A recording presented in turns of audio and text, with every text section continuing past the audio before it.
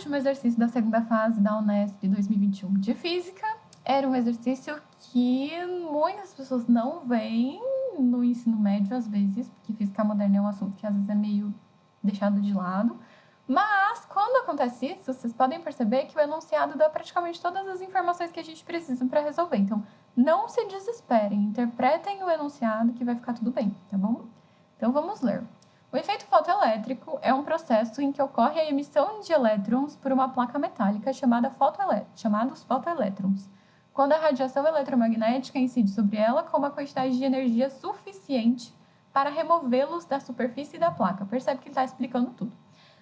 A quantidade mínima dessa energia que remove cada elétron é chamada de função trabalho do metal. Isso vai depender de qual é o tipo de metal. No estudo desse efeito, considera-se que a energia, que ele chama de epsilon, associada a um fóton de determinada radiação que se propaga com uma frequência f, é dada pela expressão epsilon igual a h vezes a frequência. Aí você olha e fala, meu Deus, o que é h? Calma, gente, ele está explicando na frente. Em que h é uma constante positiva. Beleza, é a constante de Planck, né? Mas vamos fingir que a gente não sabia. Nesse processo, essa energia é totalmente absorvida por um elétron ligado à placa, sendo parte utilizado para removê-lo do metal e o restante transformado em energia cinética desse fotoelétron. E aí ele dá outra forma. Ele fala, essa energia cinética que eu estou dizendo agora é igual àquela energia que eu chamei de epsilon, que é o h vezes da frequência, menos aquele φ lá que a gente chamou de função trabalho. Ele tinha falado lá em cima.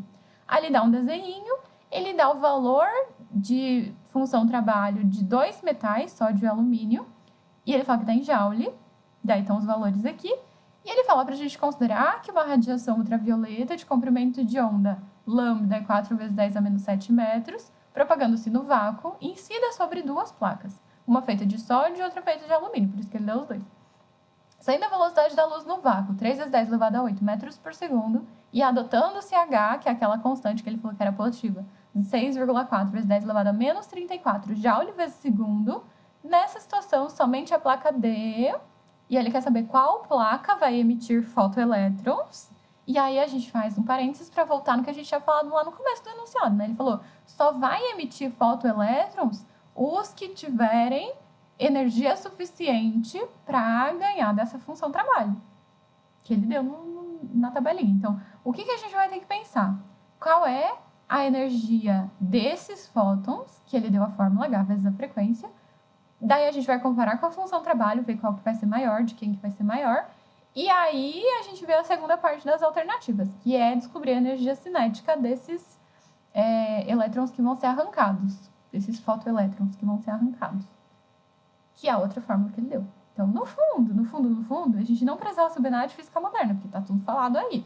É lógico que se a gente já tiver estudado, a gente fica mais calmo para conseguir resolver uma questão dessa. Mas se a gente não tiver estudado e a gente souber interpretar, tá tudo bem também. Então, interpretem o enunciado que tá tudo bem, gente. A única coisa que a gente tinha que saber é o seguinte. Para a gente calcular a energia do fóton, a gente precisa da frequência.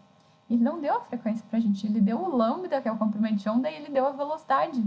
Então, a gente vai ter que fazer um V igual a lambda F para poder descobrir a frequência, para daí jogar na fórmula da energia, descobrir a energia, para daí comparar com a função trabalho, para daí calcular a energia cinética. Entendeu? A ideia toda é essa daí.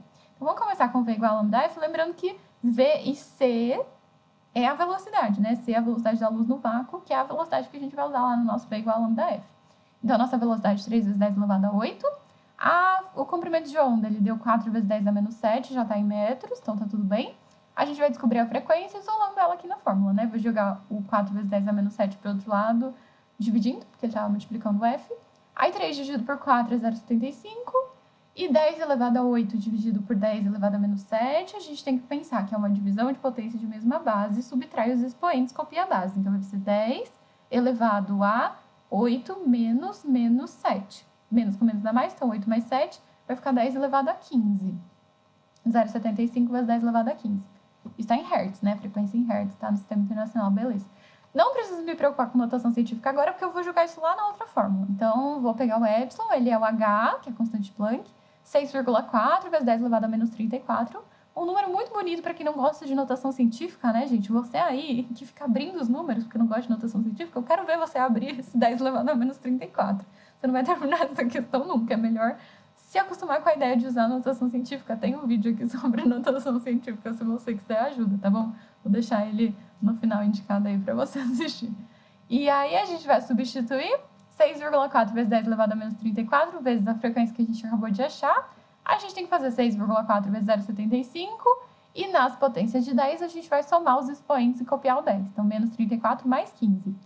6,4 vezes 0,75 dá 4,8 e menos 34 mais 15 dá menos 19. Isso é uma energia e está em joule.